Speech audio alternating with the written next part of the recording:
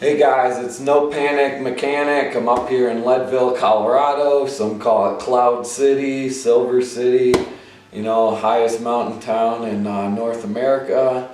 Over here, yeah, you probably see me in sandals and wondering why I'm doing that while I'm working on a car. Well, work 40 hours a week with shoes and socks on. My feet got air out sometime. But anyways, I'm working on this second gen 1994 Subaru Legacy. Bought this thing because they're known to be bulletproof. I was looking for something to commute an hour to work every day, something that's all-wheel drive so I can get through the snow, you know, and since I bought it, it's been nothing but reliable, pretty good on gas, you know, for 94, and all around reliable.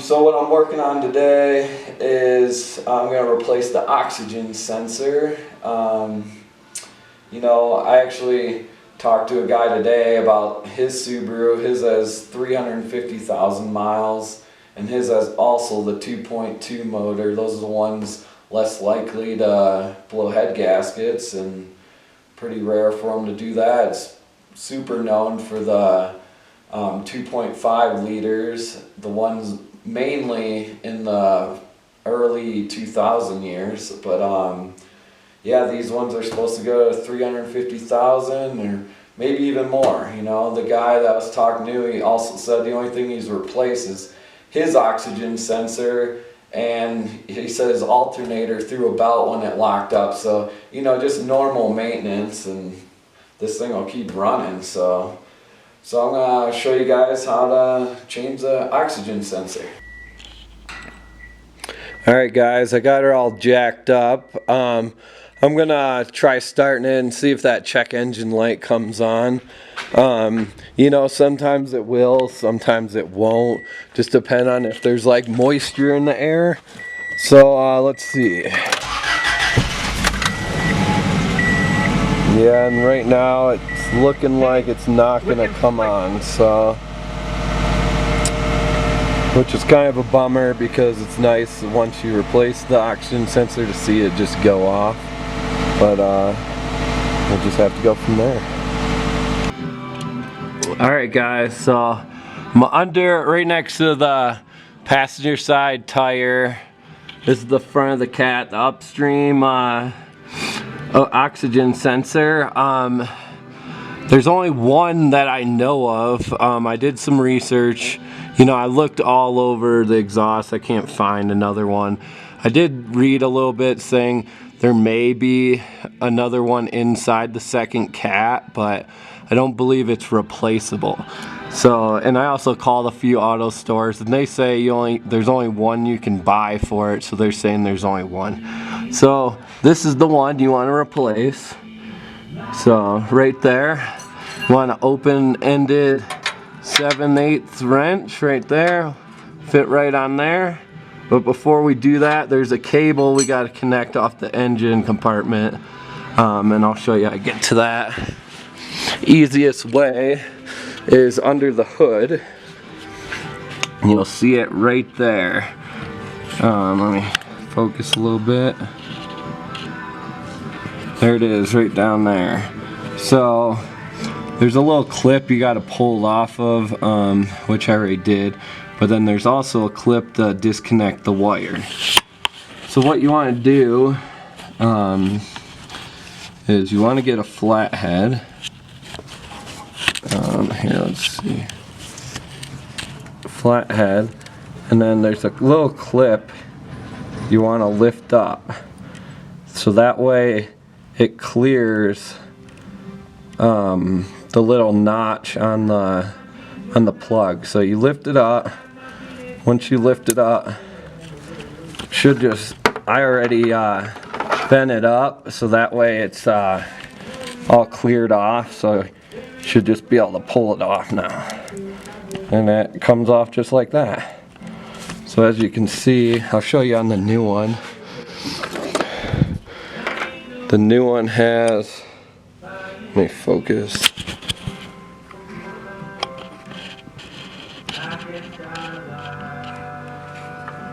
Kind of hard to see in the light because it's clear, but there's a little, you know, little hinge on it, and you just you basically use your flathead screwdriver to lift the clip up over that, and if you bend it high enough, it'll just stay up, and then you can just pull it out.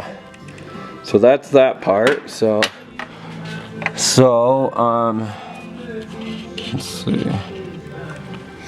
So also, there's some more wiring that's holding it that needs to be untangled. It's wrapped around it, which it's actually hooked up to a bolt, which may be the ground. Not sure, where it's just some wiring to hold it in place so it doesn't get loose. So let me untwist this. There we go. Now it's all loose. Now I can let this hang free down below. And then we can go and unbolt the oxygen sensor and pull it out. So let's do that.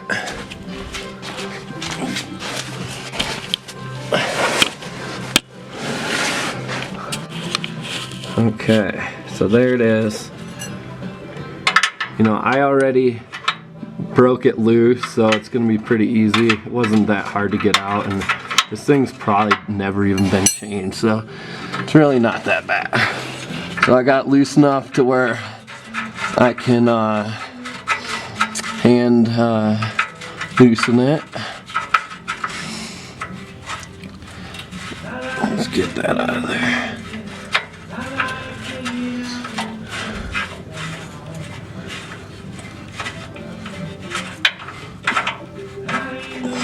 Okay, so look at that thing.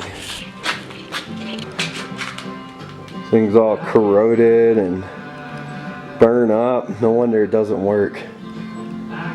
So that's what we're gonna replace with this new one. That's how it should look, new one. So let's go ahead and get the plastic off the new one, and what we'll do first is plug it in, and then I'll hang it down, and then once I hang it down, I'll screw it in. Actually, I'm actually gonna screw it in first, because you want to screw it in so that way you're not twisting the wire. So I'll screw it in, and then I'll run the cable up, and then we'll snap it in. Okay, so you see the hole up there. I'm gonna stuff in there, just finger tighten it first.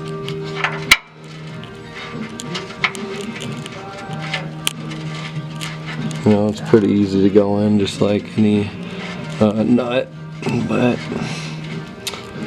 this cable's starting to wrap around it, so gotta pull it around before I tighten it anymore.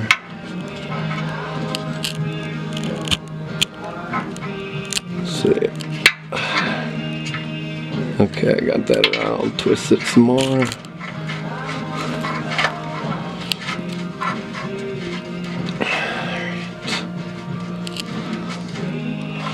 Pull it around one more time.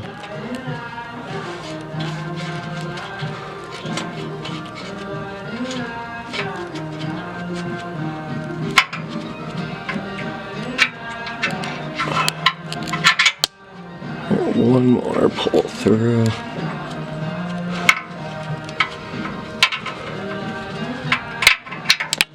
Okay, so let's twist it some more. I got it tight, finger tight. Now I'm going to use my 7/8 wrench, open-ended wrench. Just get tighten. And you know, you don't want to over tighten it, but you also don't want it too loose. So just get it to where you can't, you know, till you have to put enough pressure on it to where it's snug. And you know, it's pretty snug now. I'm going to give it just one last little turn.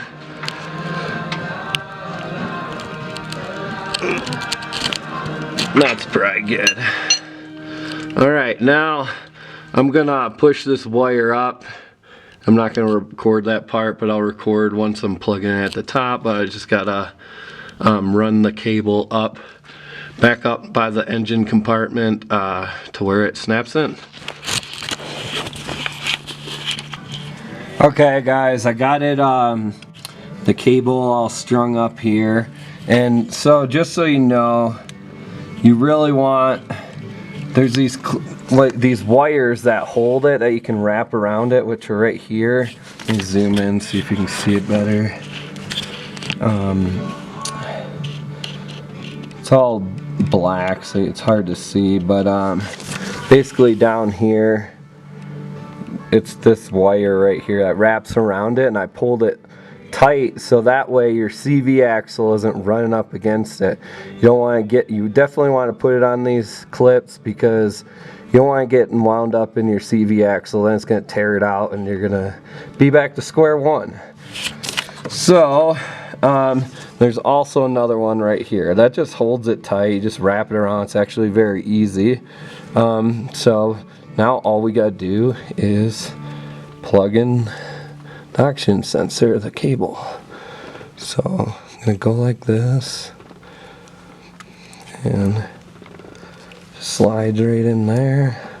Make sure that clip's going down, and here we go. So now should be able to start it up, and if we did it right, there shouldn't be any check engine lights on or anything, which there wasn't before, but like I said, it kind of goes off and on depending on if there's depending on if it's like raining, or if it's a really nice day, a lot of times it won't even come on. But when it does come on and off, you know, I'll get worse fuel mileage and things, so that's why I wanted to replace it. So there's, alrighty, got no check engine light. That's a good sign. So basically guys, the reason why I replaced this is because, you know, it doesn't do a ton of harm to your car. You could probably drive without replacing one, but you know, I like to have my car be as fuel efficient as possible because I'm driving an hour to work. So